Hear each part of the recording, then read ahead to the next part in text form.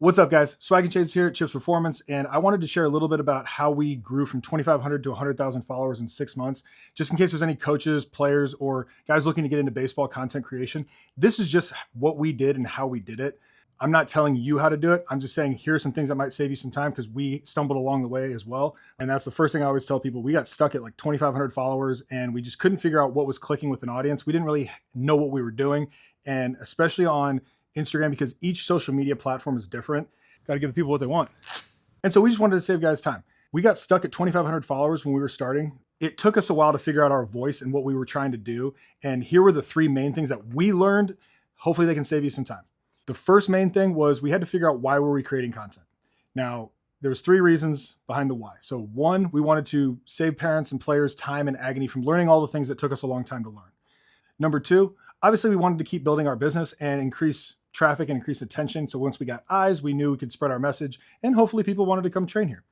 Number three, the reason we were creating content was we wanted to provide opportunities for our players, provide opportunities for our coaches, provide opportunities for companies who had really good baseball products. And we needed a platform to do that. So we needed eyes on what we were doing. So we needed to build our audience so that we could actually put a video out of a kid who was doing something and people actually saw it. So from there, once we established our why, then we had to get into how do we come up with our content. Number one, be yourself. If you're not comfortable, don't do it. And we're not going to gatekeep on this. There's different kinds of content you want to focus on creating. Most of it you want to be educational, informational, but understand what each kind of content does. Now, if you're funny, be funny. If you're Austin Schultz and you can go out and make everybody laugh, do that because you're going to get a lot of eyes and attention on doing that. I'm not funny, so I have to do it a different way. Educational, here's my experience, here's what I've coached, I've been doing this for 15 years, here's what works for my players, here's what I've seen work at the next level. I'm looking at things from a movement perspective, a mental capacity perspective, and try to build what I do the best way I can. So that's all I know. I don't try to be Ben Brewster. I don't try to be the guys at 108. I just focus on doing the best version of myself and then watch all the other creators because they're great. The guys that Being Done Right and Ian Jenkins and all these guys, they're awesome. So like creators follow creators. And so see what works for them and then do it your own way. Don't go and copy what everybody else is doing. But if they have a good idea, put your own spin on it, do it your way. Nothing wrong with that.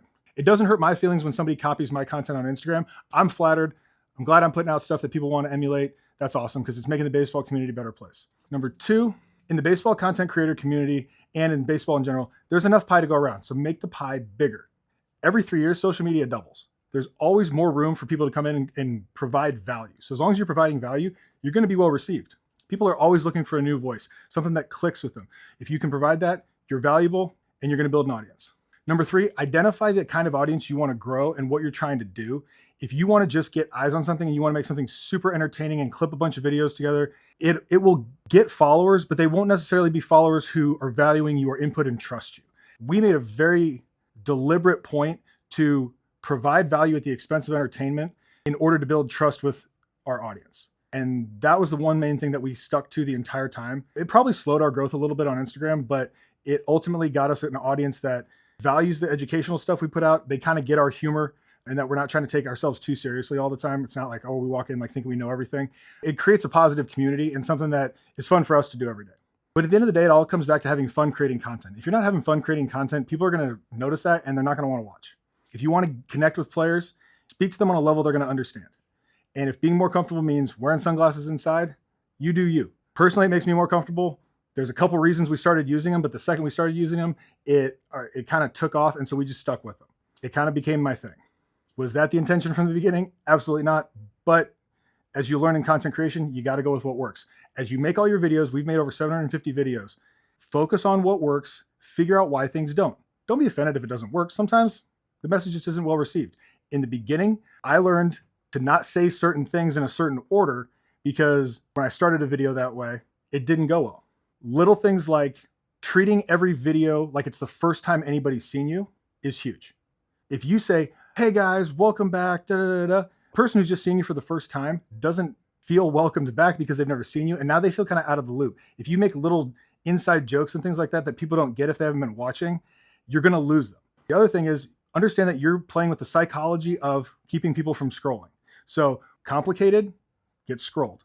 Confusing, get scrolled. Not getting to the point, get scrolled. Or if somebody goes onto your page and sees a headline that's like, learn how to hit bombs, and the first thing's talking about for 10 seconds about pitching, they're going to feel like they were tricked and they're going to swipe. So building trust it's one of those weird things that you do build trust within your community. People learn to listen to you because they trust you and what you say. And that's very valuable. And we take that very seriously. I'm not going to go out and try to trick people into watching my videos because they're not going to come back. It probably took me 2 months to get people to realize I wasn't taking myself too seriously by wearing sunglasses inside. Full disclosure, I just constantly felt like I was looking all over the place. I also look around a lot when I talk. So that was very distracting on camera. And so the sunglasses just kind of simplified things for us. When I'm training my players in my facility, I never have sunglasses on. So in case you're wondering about that, don't worry. But if you're getting into the content creation niche, be yourself. Don't focus on what other content creators are doing. Focus on what you know and make the best of it. Because as you grow and as you begin to work with other companies, we've worked with 34 different companies now.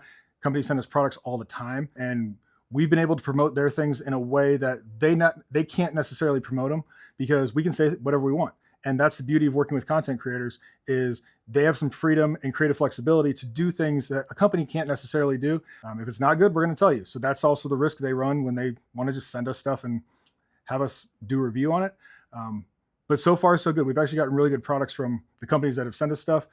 And that part has been really cool because our players get to try out new equipment. We get to try out new stuff. We get to see what's out there. And it's really made it a lot of fun. So if you're looking to get in content creation, don't be afraid to start filming. Be yourself. The sooner you start filming, the sooner you're going to get better. I'm Swag and Shades. Hope that helps.